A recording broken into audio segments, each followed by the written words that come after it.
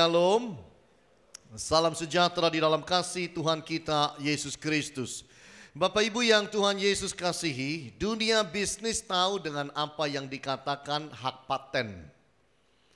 Orang yang kreatif, orang yang melakukan penyelidikan, orang yang mendapatkan sesuatu, menemukan sesuatu yang mungkin orang lain tidak temukan dan punya value untuk jadi berkat, punya value berguna bagi masyarakat, punya value bisa menghasilkan uang, pasti dihak patenkan penemuannya. Bapak Ibu, penemuan atau hak paten itu sebenarnya sudah ada dari tahun 1500-an. Dan pada tahun 1790, yaitu tanggal 31 Juli, hak paten yang pertama diberikanlah kepada penemu-penemu yaitu masyarakat sipil oleh Amerika Serikat. Dan sampai tahun 2011 jumlah hak paten yang ada di dunia ini mencapai lebih dari 8 juta. Penemunya dihitung-hitung kurang lebih 6 juta. Ada orang yang punya 2, punya 3 dan lain sebagainya hak patennya. Nah Bapak Ibu yang Tuhan Yesus kasih, kita kagum dengan orang-orang yang punya hak paten, yang hebat jadi penemu-penemu kreatif dalam hidup mereka. Tahukah Bapak Ibu bahwa memang yang namanya pemimpin itu bagian dari hidupnya adalah harus jadi orang yang kreatif. Tidak harus selalu menemukan sesuatu. Tapi kalau menghadapi persoalan, menghadapi tantangan hidup, dia harus menjadi orang yang kreatif, mencari jalan keluar terhadap tantangan, kesulitan, masalah, problema hidup yang kadang bisa terjadi dan memang selalu ada. Itu sebabnya pada hari ini saya ingin membawa kita memahami bahwa semua kita itu adalah orang-orang kreatif. Bapak, Ibu dan saya itu juga pemimpin. Siapa percaya dia adalah pemimpin? Lalu yang lain tidak angkat tangan, tidak percaya Anda pemimpin. Anda bisa datang ke sini pakai baju, Anda pun pemimpin namanya. Anda datang ke sini bisa sisir rambut, bisa mandi, bersih-bersih. Itu sudah jadi pemimpin atas diri sendiri. Memang kalau kita bicara pemimpin itu seringkali kita bayangkan CEO, presiden direktur, kan begitu? Tidak selalu.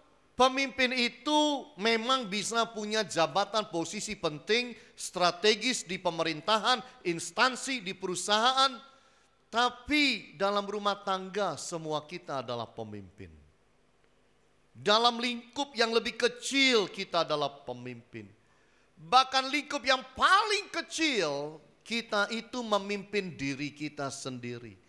Bagaimana kita membawa diri pada orang lain, pada sebuah kelompok, pada sebuah organisasi, itu adalah juga kepemimpinan. Bagaimana kita bicara dengan orang, itu adalah juga sebuah kepemimpinan. Bagaimana kita mengatur diri untuk penampilan kita, itu pun sebuah kepemimpinan. Oleh sebab itu Bapak Ibu, kita tidak bisa lari.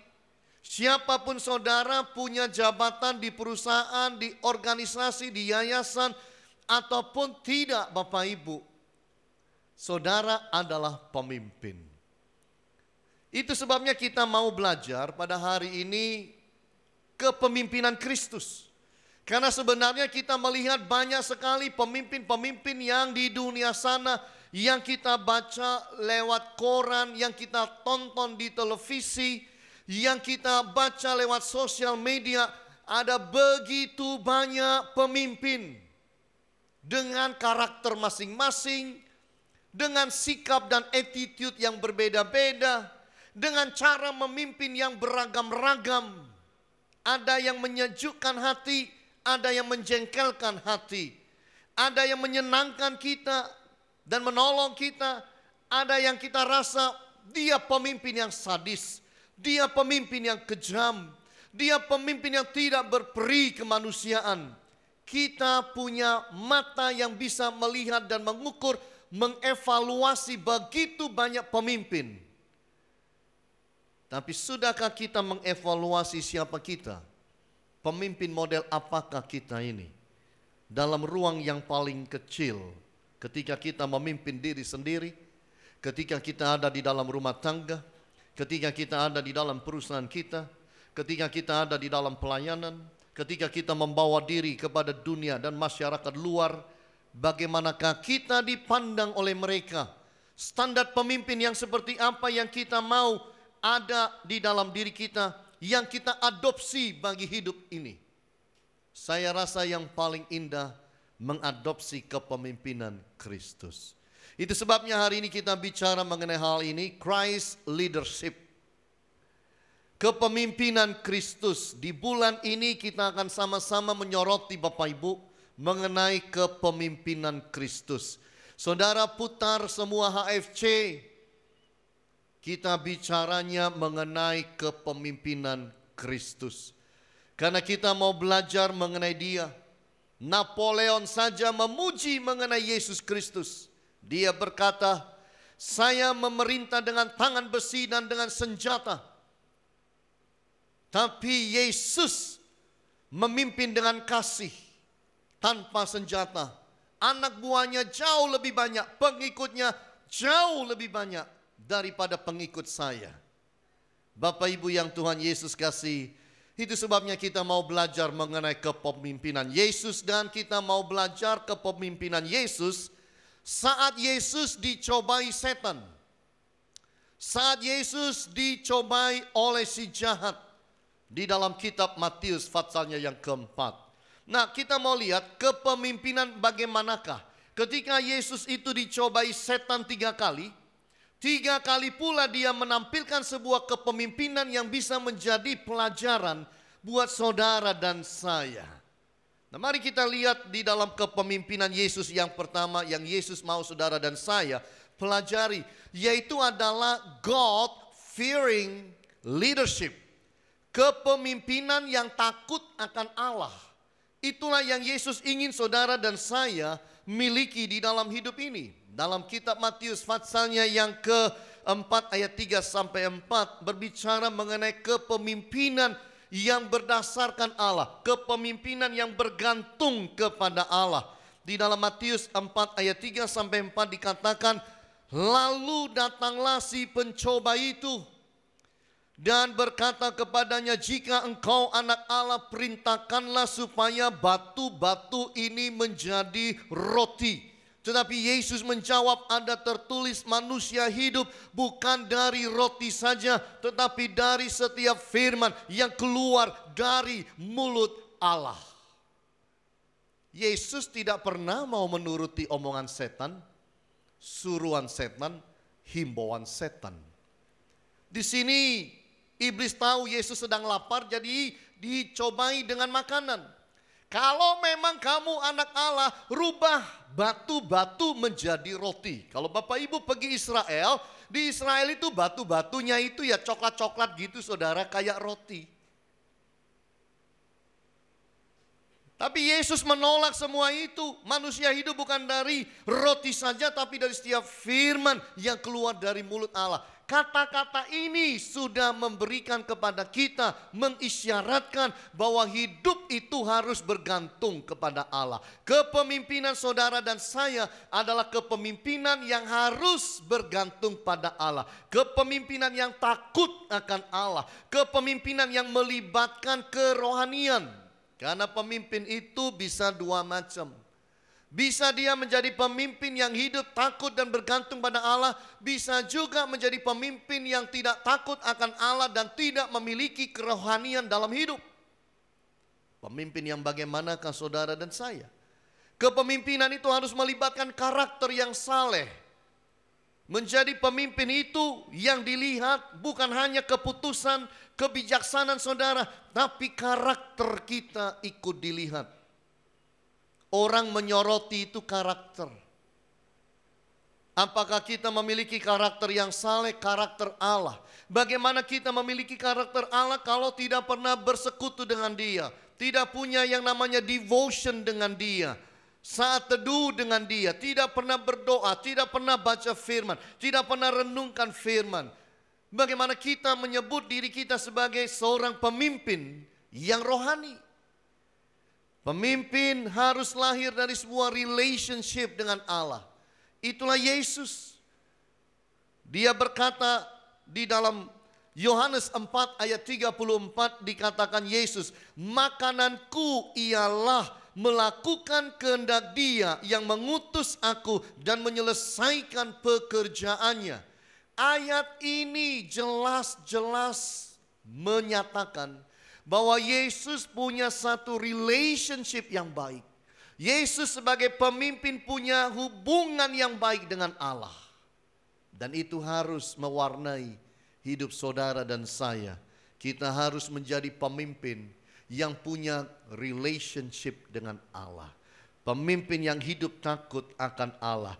Keteladanan Yesus itu dalam ketaatan tertulis dalam Filipi pasal 2 ayat 7 sampai 11 dikatakan begini, melainkan telah mengosongkan dirinya sendiri dan mengambil rupa seorang hamba dan menjadi sama dengan manusia, dan dalam keadaannya sebagai manusia ia telah merendahkan dirinya dan taat sampai mati, dan bahkan sampai mati di kayu salib. Yesus dalam kepemimpinan hidupnya tidak pernah lepas dari Allah, bergantung penuh pada Allah, hidup mentaati Allah, menjaga relationship dengan Allah. Bagaimana dengan saudara dan saya? Apakah kita sebagai pemimpin menjaga hubungan kita dengan Allah? Kristus mengajarkan hidup bergantung pada Allah. Yohanes 15 ayat 4 dan 5 bicara itu. Tinggallah di dalam aku dan aku di dalam kamu. Sama seperti ranting tidak dapat berbuah dari dirinya sendiri kalau ia tidak tinggal pada pokok anggur, demikian juga kamu tidak berbuah jika kamu tidak tinggal di dalam aku.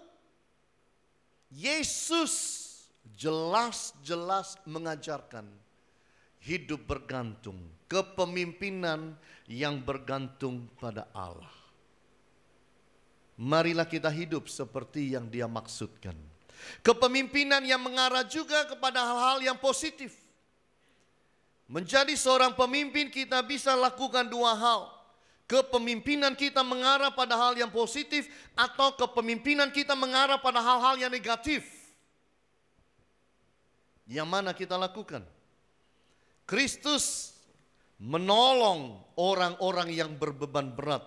Dalam Matius 11:28, marilah kepadaku semua yang letih lesu dan berbeban berat, aku akan memberi kelegaan kepadamu.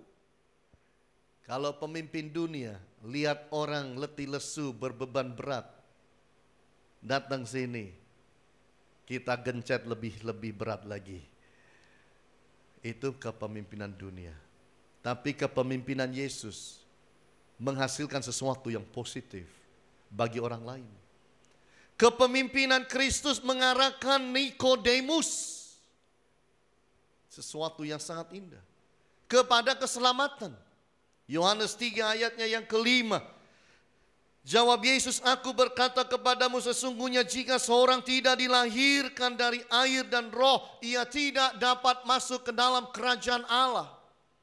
Dan dia mengarahkan Nikodemus yang mengerti Taurat untuk mengalami lahir baru. Kepemimpinan Yesus beracara dalam dunia rohani dalam hal ini. Menolong Nikodemus mengerti firman, hidup rohani. Bagaimana dengan kepemimpinan kita? Kristus menyembuhkan. Yohanes 5 ayat yang ke-15.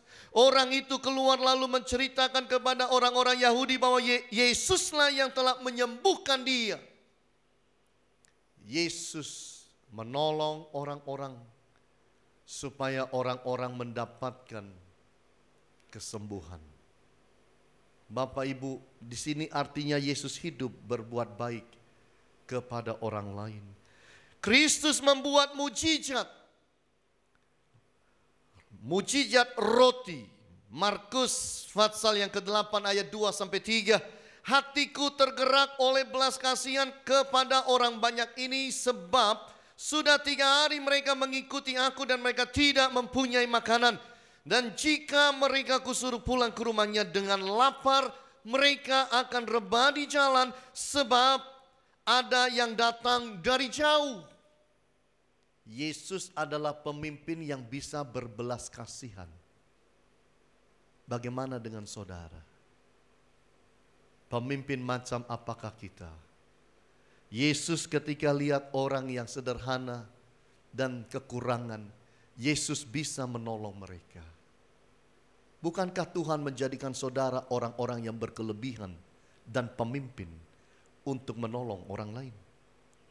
Kepemimpinan yang memuliakan Allah. Itulah kepemimpinan yang diajarkan oleh Yesus. Yesus memuliakan Allah dalam pelayanan. Yohanes pasal yang ke-11 ayatnya yang ke-4. Ketika Yesus mendengar kabar itu, ia berkata, penyakit itu tidak akan membawa kematian, tetapi akan menyatakan kemuliaan Allah, sebab oleh penyakit itu anak Allah akan dimuliakan. Kita melihat bahwa kepemimpinan Yesus itu berkenan pada Allah, menyenangkan hati Tuhan, tidak membuat Allah menangis di sorga. Tahukah saudara berapa banyak pemimpin-pemimpin di dalam dunia ini, baik yang rohani, baik di pemerintahan, dalam dunia sosial, yang sudah membuat Yesus menangis, membuat Allah itu sedih hati, karena kepemimpinannya itu tidak mendatangkan sesuatu yang indah. Yesus memperingatkan supaya jangan kita hidup jadi batu sandungan. Matius 16 ayat 23. Maka Yesus berpaling kepada dan berkata kepada Petrus, "Enyala iblis, engkau suatu batu sandungan bagiku, sebab engkau bukan memikirkan apa yang dipikirkan Allah, melainkan apa yang dipikirkan manusia." Hidup ini bisa jadi batu sandungan. Kita baca koran sebentar, nonton televisi sebentar, baca di media sosial sebentar, langsung bisa muncul kok orang-orang yang katanya pemimpin, tapi yang hidupnya memahitkan kehidupan orang lain. Bukan menyegarkan, bukan menolong, bukan positif. Kita harus hati-hati. Kepemimpinan itu harus berlandaskan Allah. Saya membaca kisah mengenai universitas top. Ada dua, Harvard University dan Yale University. Harvard University ini dimulai 1636 dengan maksud dan tujuan mendidik mahasiswa dan mengatakan bahwa the main end of your life and studies is to know God and Jesus Christ. Bahwa tujuan akhir daripada hidup dan belajar kita itu adalah untuk mengenal Allah dan Yesus Kristus. Baru 80 tahun melenceng semua ini. Kerohanian hilang. Tidak lagi orang itu dibawa mengenal Allah dan Yesus Kristus.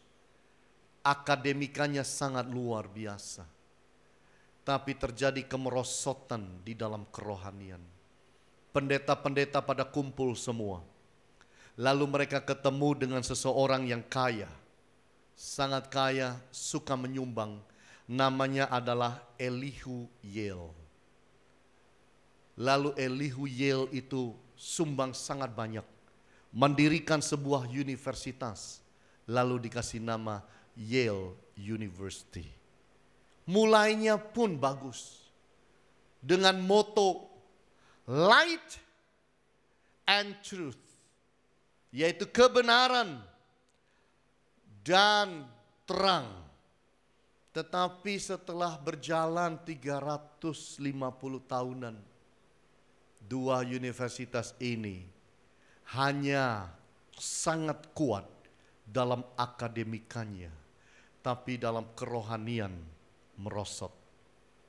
Mantan Presiden John Hopkins University, namanya Stephen Muller, berkata, "The bad news of the university has become godless." Jadi dikatakan bahwa berita buruknya mengenai universitas ini adalah universitas sudah tidak lagi punya Tuhan. hanya ilmu. Hati-hati hidup ini Bapak Ibu. Kita yang mulai dengan Tuhan. Kita yang membimbing anak-anak kita dengan Tuhan. Kita yang bahkan menyekolahkan anak-anak kita ke luar negeri. Jangan sampai mereka pintar pulang tidak bertuhan, tidak beriman. Jangan sampai kita bertumbuh menjadi orang yang sukses dalam hidup, berhasil dalam hidup. Apa saja kita bisa beli, lalu merosot rohani kita dan tidak menjaga hubungan kita dengan Allah. Kepemimpinan yang Tuhan mau ada di dalam diri kita. Kepemimpinan yang takut akan Allah, bergantung pada Allah. Yang kedua, kita melihat bersama-sama ketika Yesus mengajarkan kepemimpinan, apalagi yang dia bicarakan selain pemimpin yang takut Allah. Yesus mengajarkan arrogant free leadership. Sebuah kepemimpinan yang tidak arogan, yang dijauhkan dari sikap arogansi. Coba lihat di dalam Matius pasalnya yang keempat, ayat 5-7, pencobaan kedua yang dialami Yesus. Kemudian iblis membawanya ke kota suci dan menempatkan dia di bubungan bait Allah.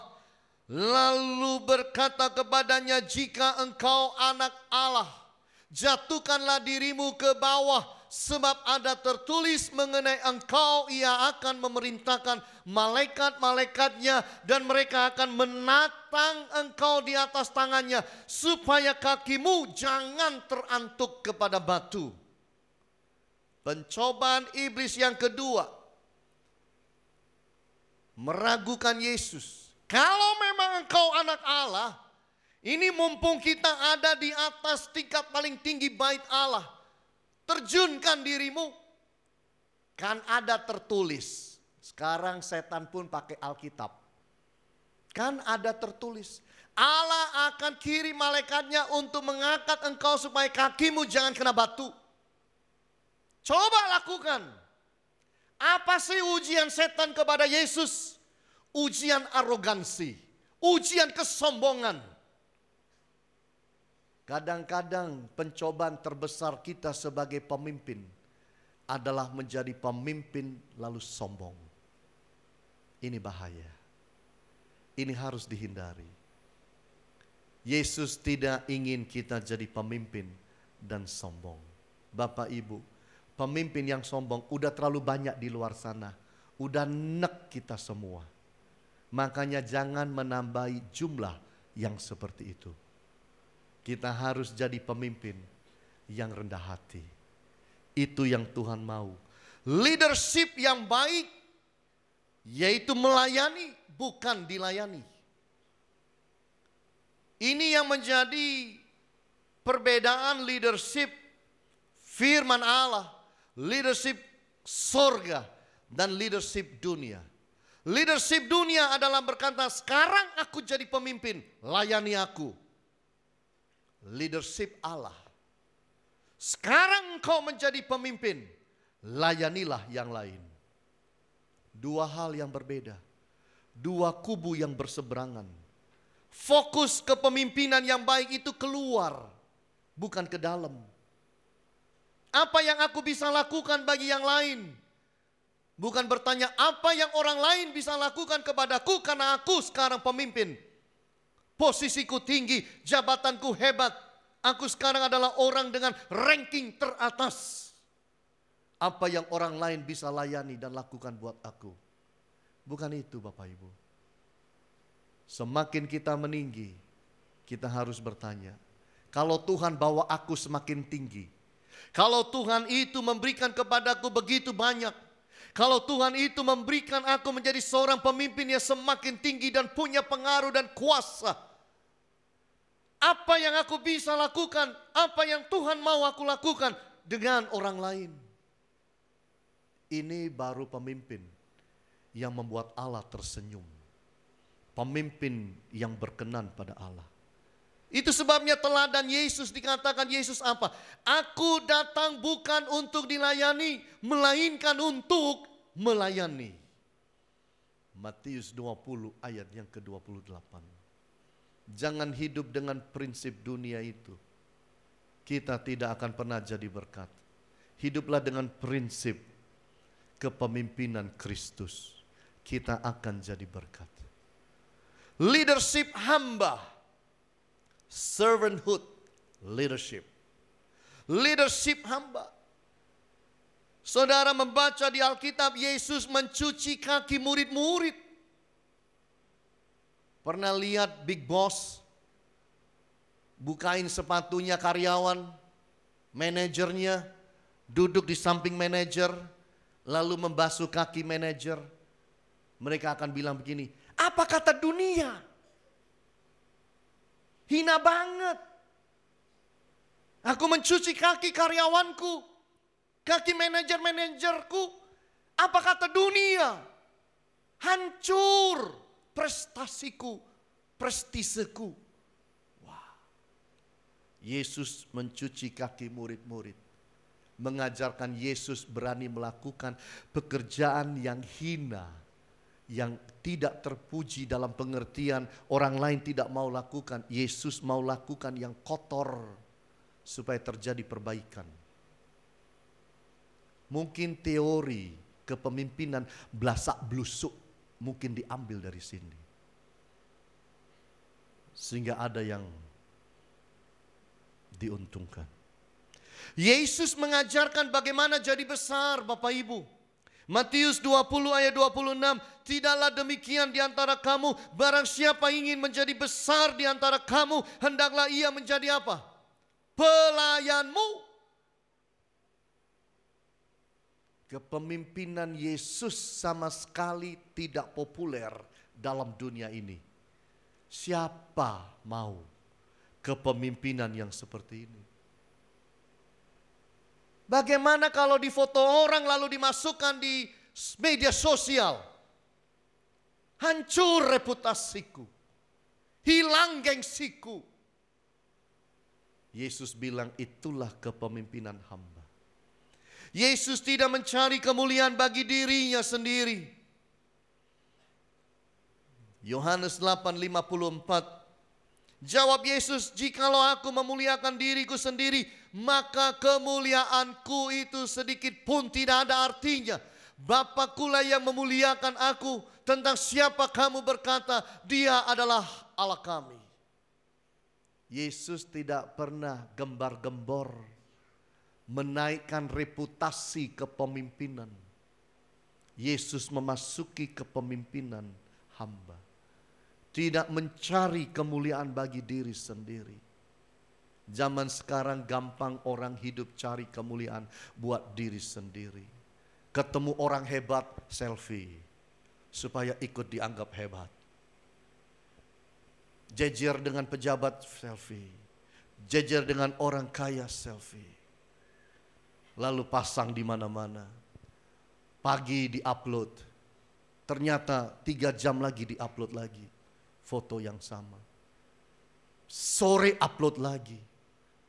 Malam upload lagi. Ya ampun. Menunggu seluruh dunia berkata hebat. Manusia zaman sekarang itu aneh Bapak Ibu. Yang dicari bukan kehendak Allah. Yang dicari itu like. Like. Zaman sekarang manusia ketagihan cari like. Nggak bisa dapat. Beli.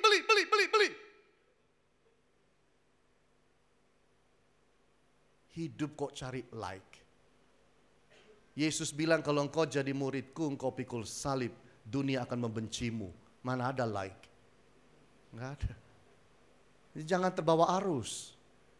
Kalau ada orang kebetulan suka foto saudara, puji Tuhan. Tapi nggak usah nambah-nambahin terus. Kok nggak ada ya saya nge-like? Tak upload lagi. Nggak ada, tak upload lagi. Terus saja. Hidup kok cari like. Kalau Yesus bilang begini sama Anda baru hebat. Kalau sorga bilang begini sama Anda, like Anda, baru Anda hebat. Tapi kalau dunia like Anda belum tentu Anda hebat.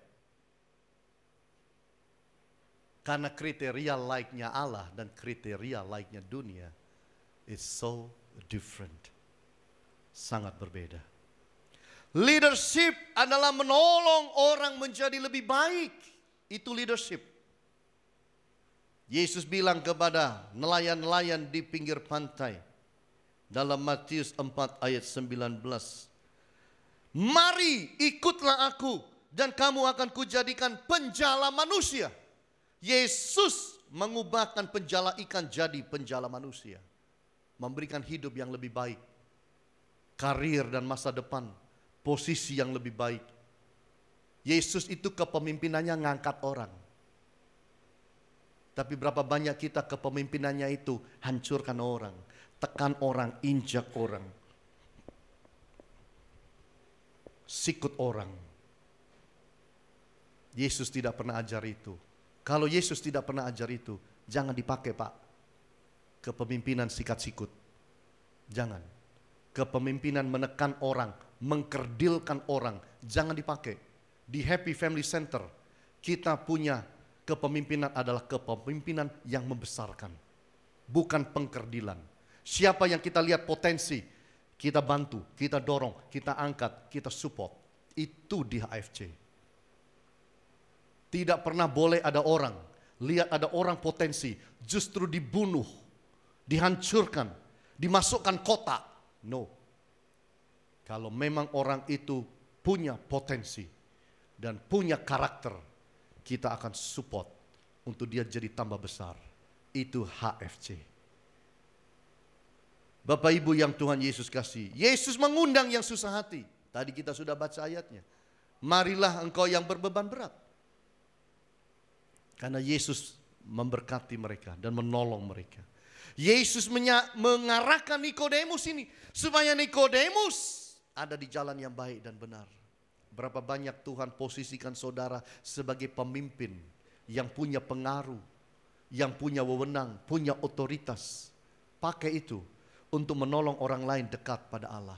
Pakai itu untuk membawa orang lain ke jalan yang baik dan benar. Pakai itu untuk membawa dan mengundang orang lain datang ke dalam gereja dan mencari Tuhan.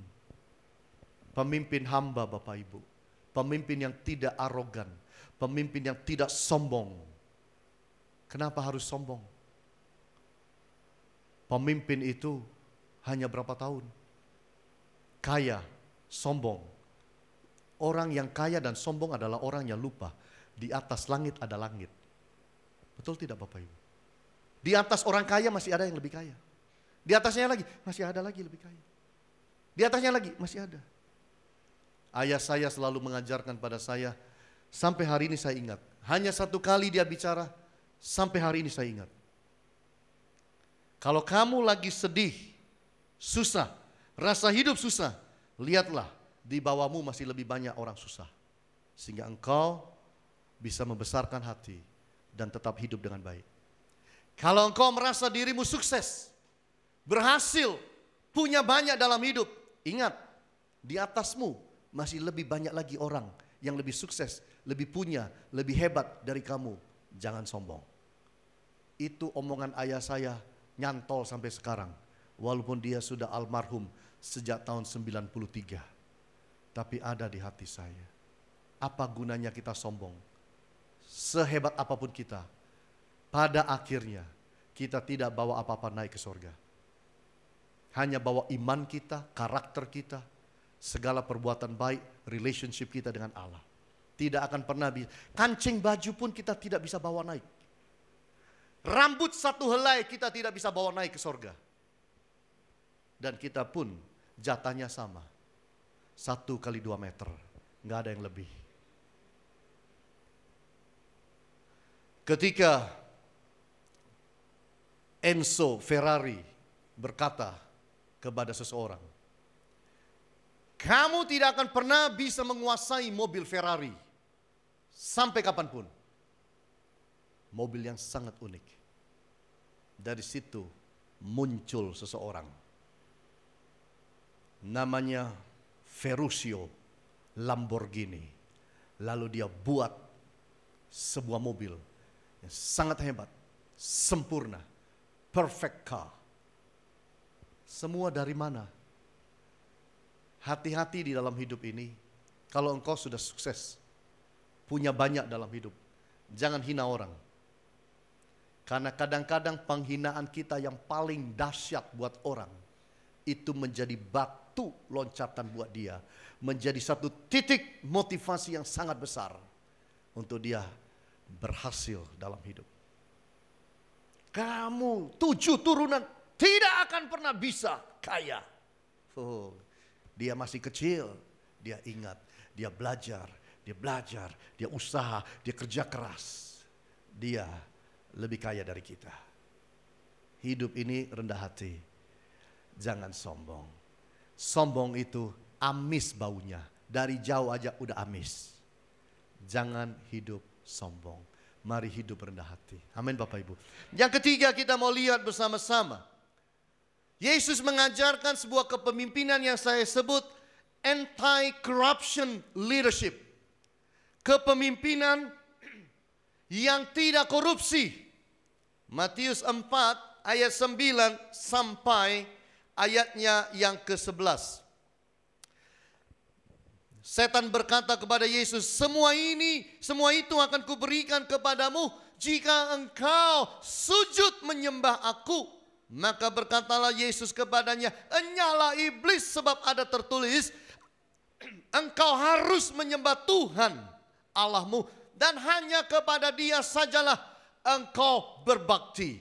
Lalu iblis meninggalkan dia dan lihatlah malaikat-malaikat datang melayani Yesus. Yesus diuji yang ketiga. Ujian yang luar biasa. Nih kekayaan dunia. Aku kasih kamu asal kamu sembah aku. Kekayaan ditukar dengan Allah. Ini iblis sedang berusaha melakukan sebuah corruption. Mengkorupsi hatinya, ibadahnya, cintanya, baktinya kepada Allah. Yesus itu tidak mata duitan. Setuju bilang amin. Ini. Kalau Yesus mata duitan, udah diambil itu semua kekayaan yang ditawarkan oleh setan. Yesus kemana-mana naik keledai, jalan kaki. Itu membuktikan manusia ini luar biasa. Sosok pribadi yang dahsyat. Bapak Ibu, salah satu godaan kepemimpinan adalah kekayaan. Bukan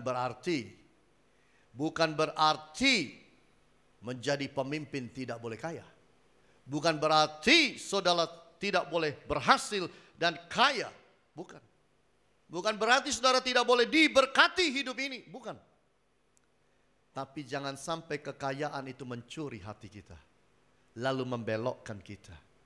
Hindari menjadi atau hindari memakai kepemimpinan untuk jadi kaya. Saya mau jadi pemimpin supaya bisa kaya. Oh, keliru itu. Tapi kalau engkau jadi pemimpin lalu diberkati Tuhan, ya puji Tuhan. Tapi berapa banyak di dalam hidup ini berlomba-lomba jadi pemimpin supaya kaya. Dan memakai kepemimpinan untuk mengeruk kekayaan. Ini namanya pemimpin yang corrupt. Rusak hatinya. Fokus kepemimpinan itu bukan mencari kekayaan. Fokus kepemimpinan adalah memimpin. Fokus tukang masak apa? Masak. Fokus tukang foto apa? Foto. Fokus sopir apa? Nyetir. Fokus pemimpin? Mimpin. Masa kaya? Kan keliru. Ini yang kita harus hati-hati.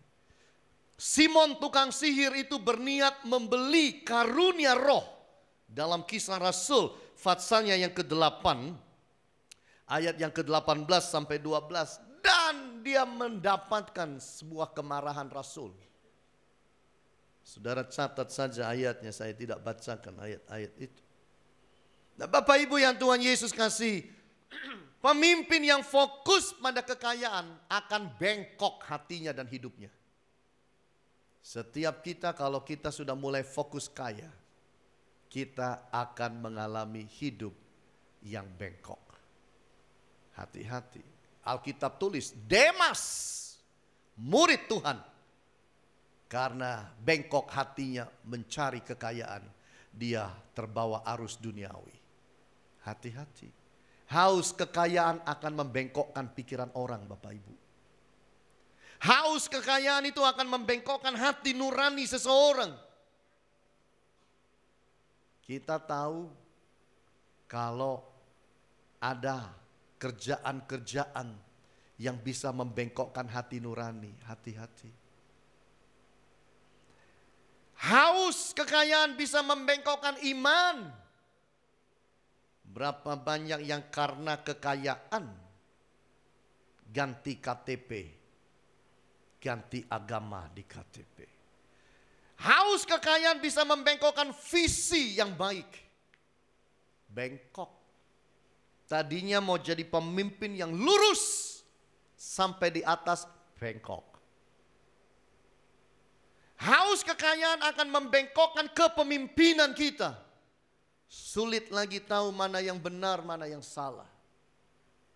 Yang dipikirkan mana yang ada uangnya itu yang benar. Hati-hati. Ananias dan Safira bengkok hatinya karena uang. Dalam Kisah Rasul pasal 5 dan Allah hukum dengan kematian.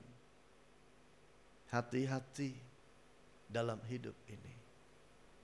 Pemimpin yang besar itu membangun dan memperkaya orang. Dia tidak takut orang lain jadi lebih baik dari dia. Dia tidak takut orang lain mungkin jadi jauh lebih hebat dari dia. Dia memakai segala kapasitasnya untuk meningkatkan orang. Di dalam kelas khotbah yang saya ajarkan beberapa tahun yang lalu, ada satu mahasiswa tanya saya, sampai hari ini saya ingat pertanyaannya. Pak Hani, Bapak bagikan semua ilmu khotbah, dibagikan semuanya. Bapak nggak takut? Saya bilang takut apa? Ya Bapak nggak takut, Bapak sudah bagi semua, nanti orang lain lebih hebat dari Bapak. Saya bilang justru itu saya ngajar.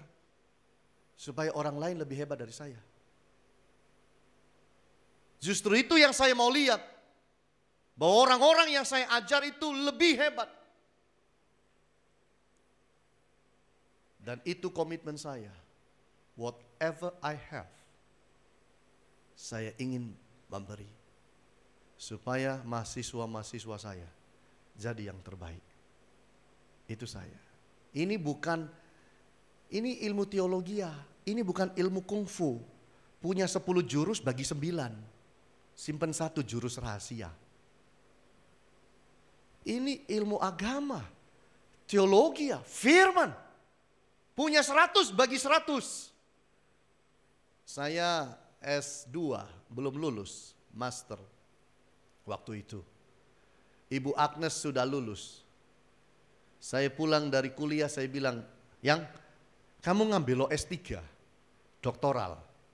Dia lihat saya. Kamu ngomong apa? Kamu itu loh, sudah selesai S2, sekolah lagi, ambil S3. Kamu serius? Kamu itu loh belum lulus. Lo apa urusannya? Tak susul. Itu saya. Sekolah. Serius? Iya. Saya bawa pulang formulir, saya suruh dia teken, saya bawa kembali ke sekolah. Saya suruh dia. Satu kali waktu, akhirnya dia sekolah. Saya S2, dia sekolah S3. No problem. Satu kali waktu Ibu Agnes dikasih jadwal ngajar di kelas saya. Datang orang 2, saya bawain buku-bukunya yang banyak. Waktu masuk kelas, semua teman-teman saya tepuk tangan. Sebuah fenomena yang sangat luar biasa. Melihat istri diajar, suami diajar istri. Diajar dan dihajar beda, jangan salah. Diajar dalam kelas. Ibu Agnes ngajar, saya duduk paling depan, saya dengerin dia, no problem. So what? Dia lulus, saya lulus. Dia punya 2 gelar doktor, saya juga punya 2 gelar doktor. Dia duluan, tapi dia bilang, kalau wisuda tak tunggu kamu barengan. Lah, istri yang baik ini. Amin Bapak Ibu, istri yang baik. Jadi kita di wisuda bareng-bareng. Seorang pemimpin harus berjiwa besar. untuk menolong orang lain lebih maju, lebih berhasil dengan apa yang dia punya. Ini, jaga hati supaya jangan rusak hati ini. Kalau pemimpin rusak hatinya, saya beritahu apa saja yang dilakukan akan rusak. Dan semua yang dipimpin akan kena getahnya. Doakan saya, jangan rusak. Doakan Ibu Agnes, jangan rusak. Doakan semua orang-orang yang penting ada di HFC, supaya jangan rusak. Supaya kita bisa bertumbuh sama-sama. Tuhan ajarkan kepada kita 3 hal kepemimpinan yang sangat luar biasa. Pemimpin yang takut akan Allah harus ada di dalam kehidupan saudara dan saya. Pemimpin yang rendah hati, tidak arogan, harus ada, punya jiwa hamba di dalam hidup ini. Pemimpin yang ketiga, belajar pemimpin yang jaga hati, anti corruption, tidak gampang bengkok hati, supaya kita bisa hidup dan melayani, jadi berkat dalam hidup ini. Orang lihat saudara, orang lihat kepemimpinanmu, mereka bilang, dia itu loh ciami. Di gereja enggak punya jabatan, tapi ciami. Itu orang Kristen, ciami. Ini loh. Jangan tunggu dapat jabatan baru ciami. Ciami itu ada jabatan, tidak ada jabatan. Baik di gereja, di luar gereja. Ada jabatan, tidak ada jabatan. Kita adalah pemimpin karena Kristus telah membuat kita menjadi pemimpin. Jadilah pemimpin, pemimpin yang rohani. Tuhan Yesus berkati saudara. Haleluya. Amin.